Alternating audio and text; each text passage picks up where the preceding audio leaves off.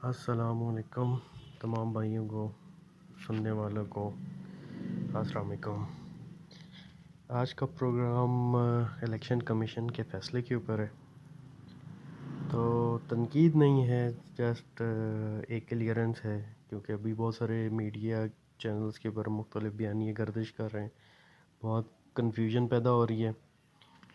और इसके अंदर से जो निचोड़ निकला है मेरे मुताबिक, वो मैंने कहा आप दोस्तों से, भाइयों से शेयर कर दूं। पहले तो इसके अंदर ये है कि जिस तरह बयानिया बनाया गया था काफ़ी लंबे अरसे से कि ये फ़ॉरेन फंडिंग है,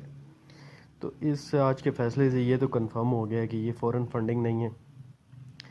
दूसरी चीज़ ये है कि इसमें प्रोहिबिटेड फंडिंग की चीज़ें आ रही हैं, यानी कि जिनसे नहीं लेना चाहिए था वहाँ से फंडिंग हुई है। अब इसमें भी कन्फ्यूजन है कानून के अंदर भी, जो कि मुख्तलिफ माहिरीन कानून की एक डिबेट सुनी है। इसके अंदर मुख्तलिफ कन्फ्यूजन्स हैं, जिसमें ये है कि अब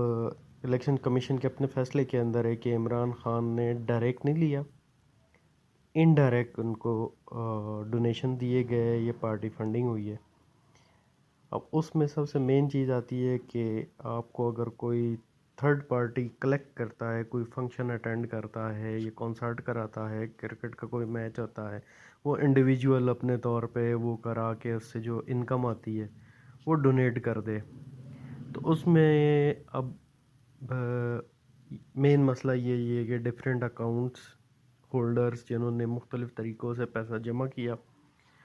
फिर उन्होंने आगे डोनेट किया या उन्होंने आगे फंडिंग की है।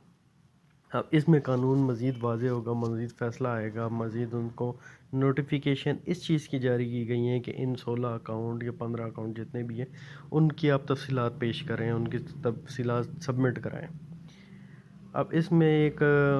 मुख्तलिफ डिफरेंट पार्टीज़ की तरफ से ये है कि एक बयानिया क्रिएट किया जा रहा है कि हम पीटीआई को ख़त्म कर देंगे, इमरान ख़ान को नाअहल करार देंगे, उनको जिस तरह पहले अदालत का फ़ैसला था ईमानदार कहा गया था, तो इसको भी चेंज करने की कोशिश की जा रही है कि जबकि इस तरह नहीं हो सकता अभी तक जो आया है, क्योंकि उसमें एक सर्टिफिकेट की बात की जा रही है कि इमरान ख़ान ने एक सर्टिफिकेट दिया था। क्योंकि इसमें भी अब एक और चीज़ है कि जब आप एक बड़ी पार्टी, बड़ी कम ऑर्गेनाइजेशन या कंपनी को आप होल्ड करते हैं, आप सीईओ हैं, फाउंडर हैं, तो उसमें आपको ये मसला आता है कि आप एक एक अकाउंट को ख़ुद चेक नहीं कर सकते, आप रिलाई करते हैं अपने प्रोफेशनल के ऊपर, अकाउंट मैनेजर के ऊपर, मैनेजर्स के ऊपर, अकाउंटेंट्स के ऊपर। तो उनकी बेस पे एक सर्टिफिकेट जमा कराया गया था इलेक्शन कमीशन को कि मैं जो मुझे इन्फॉर्मेशन मिली है मेरे प्रोफेशनल्स की तरफ से, उनके मुताबिक मैं ये जमा करता हूँ कि ये इन्फॉर्मेशन ठीक है। अब उसके ऊपर सियासत की जा रही है या उसके ऊपर बयानिया क्रिएट किया जा रहा है कि इनको बेईमान साबित किया जाए, या इनको, क्योंकि उनका पीछे ये है कि नवाज़ शरीफ को भी इस तरह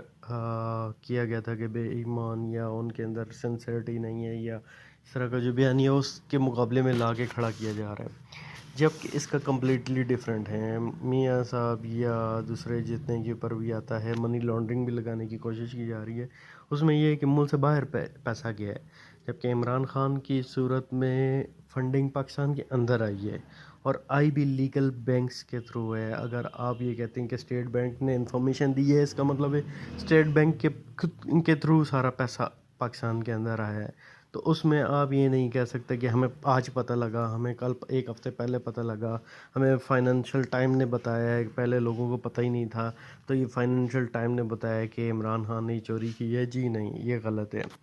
क्योंकि 2014 में ये केस किया गया था और उस टाइम स्टेट बैंक की जितनी भी इंफॉर्मेशन आई हैं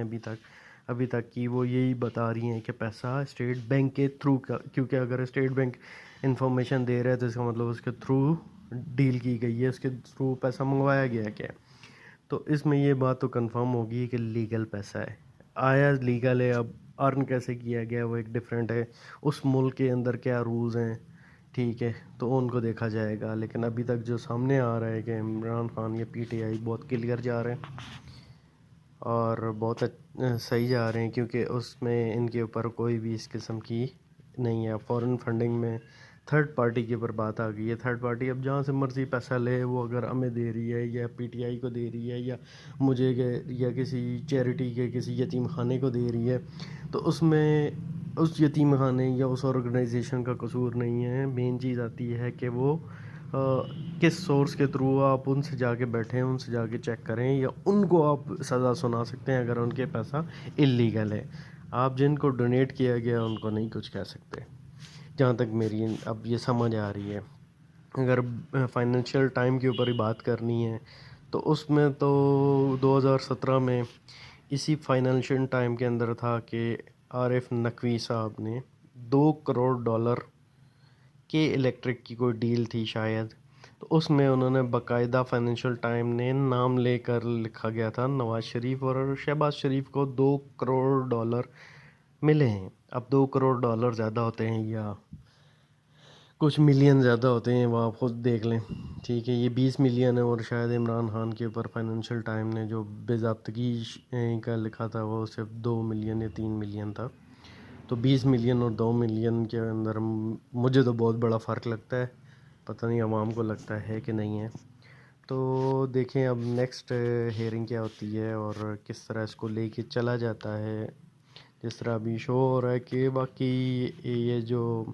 الیکشن کمیشن ہے وہ ایز اے پارٹی کام کر رہے ہیں, جن کو چاہیے تھا کہ ساری پارٹیز کو نوٹس بھیجتے, ساری پارٹیز کی ایک پیرلل میں لے کے چلتے ہیں, ہاں آپ کی فنڈنگ کیا ہے, آپ کی فنڈنگ کیا ہے, آپ کی فنڈنگ کیا ہے.